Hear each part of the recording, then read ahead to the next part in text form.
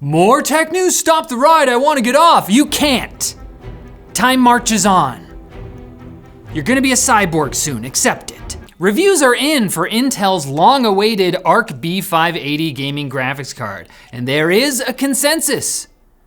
It's good. At just $250, the card consistently outperforms the more expensive RTX 4060 and RX 7600 at both 1080p and 1440p, meaning, for once, Intel's first-party benchmarks acted just like Shakira's hips. They don't lie, they didn't lie. The upgraded ray tracing and XeSS2 upscaling worked pretty well, if not quite as efficiently as Nvidia's, and while frame generation only officially works in one game right now, F124, it's super good. While many are celebrating the launch of a certified budget-friendly banger after Intel's awkward launch of its first-gen Arc cards, Nvidia and AMD will almost certainly be unveiling their own next-gen cards in the next couple of months. Nvidia's RTX 50 series was just teased in the new trailer for The Witcher 4, which Nvidia just helpfully pointed out in case you didn't understand what was meant by trailer pre-rendered on an unannounced Nvidia GeForce RTX GPU. Oh, did anyone see that? What could it mean? Oh. Leaks claiming to show a third-party case for the Nintendo Switch 2 have been circulating for a couple of weeks now, and I'm no longer able to block them out of my mind because freaking Dbrand posted a 3D animated mock-up for their own case. So maybe now we have to take the leaks seriously, or maybe we don't, because it's Dbrand. Ugh! The other leaks show what may be telltale signs of AI image generation, or maybe it's upscaling, but either way, it would be super easy to create your own mock-up and pass it off like this. YouTuber SwitchUp actually 3D printed a model based on the leaks, so you can get a feel of what the Switch 2 might look like. Damn it, Dbrand! Or you can get excited about much more reliable images of Lenovo's upcoming Legion Go S handheld posted by chronic leaker Evan Blass. It's allegedly a more affordable model without the detachable controllers that some are speculating may run SteamOS due to the built-in Steam button. Now, it's totally possible it still runs Windows and that's just a Steam shortcut. We can't know, which I'm gonna say is also somehow Dbrand's fault. Blass also blasted over some images to The Verge of a larger, more proper successor to the original Legion Go with an OLED display. So expect these to make an appearance at CES next month, along with an updated version of the Lenovo Legion glasses that will let you play games on a virtual display while looking like the guy from CSI Miami. Whoa, is that Horatio? Come on, take the glasses off. I'm playing Elden Ring. Google has announced Android XR, a new operating system to power headsets and smart glasses until Google doesn't feel like doing that anymore. But unlike Project Tango and Google Daydream, Android XR is gonna stick because it's part of the Gemini era, which we're already nearly 2 years into. That's like 84 Google years.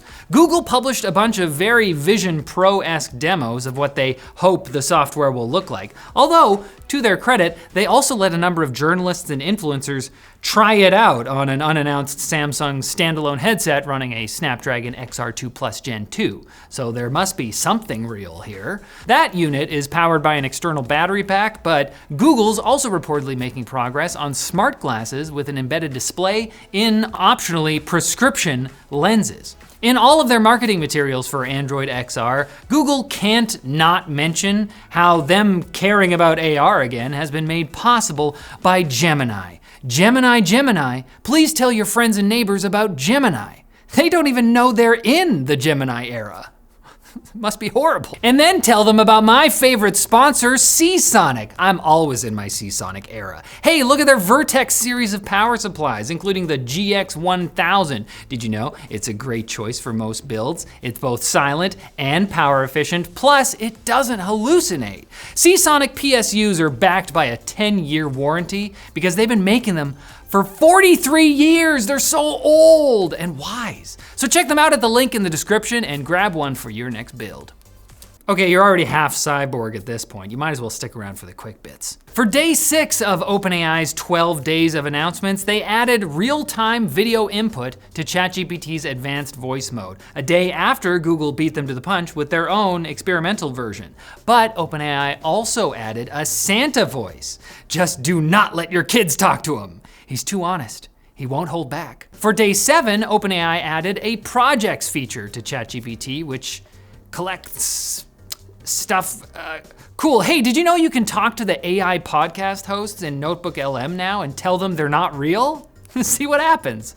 Mozilla removed the Do Not Track setting in Firefox this week because really all it does is ask websites not to track you, and hardly any of them actually listen. Mozilla says it's better to use a newer setting based on the Global Privacy Control Standard. But as PC Gamer and others point out, GPC simply asks websites not to sell the data that it already collected from you. This actually lines up with other recent moves Mozilla has made to standardize collecting and selling truly anonymous data, leaving it bland and tasteless. I mean, if you can't blackmail someone with it, what's the point? Microsoft recently re-released a preview build of Recall, its controversial activity history feature for Copilot Plus PCs, promising increased security and privacy, and it's already screenshotting credit cards and social security numbers. Okay. Tom's Hardware found that the filter sensitive information setting, which is toggled on by default and is supposed to block that behavior, only really worked on a couple of shopping websites. To be fair, it is still in preview, and Microsoft's letting people test it so they can fix this kind of stuff by asking the AI to please stop doing that. That's what software dev is now. The European Union's oversight body has confirmed that an ad campaign commissioned by the European Commission broke the EU's own data protection rules. The finding was triggered by a complaint from digital rights nonprofit Noib, who pointed out that the Commission used data-driven micro-targeting in a campaign to sway public opinion on a controversial EU legislative proposal known as chat control. The EU Data Protection Supervisor has issued a reprimand to the European Commission, but not a fine, due to the risk of taking this too far and having Europe explode due to a logical error. Does not compute. Oh no, wait, it's Europe. Does not compute. And the 2024 Game Awards happened last night, and while the Half-Life 3 rumors were obviously incorrect, there were some cool game announcements, which you can see on screen here, because if I point any of them out specifically, you'll comment, "No mention of Xenostar Cross Sword Chronicles Road to Valyria?" No mention. I will tell you which game won Game of the Year though. Astrobot. Probably because it was a really good game. It would also be really good if you came back here on Monday for more tech news, and watch out for any autonomous cars on the way over. Waymo says its cars are officially certified against crashing into emergency vehicles now, which they apparently weren't before, despite driving on the road for a long time. So just be careful, okay?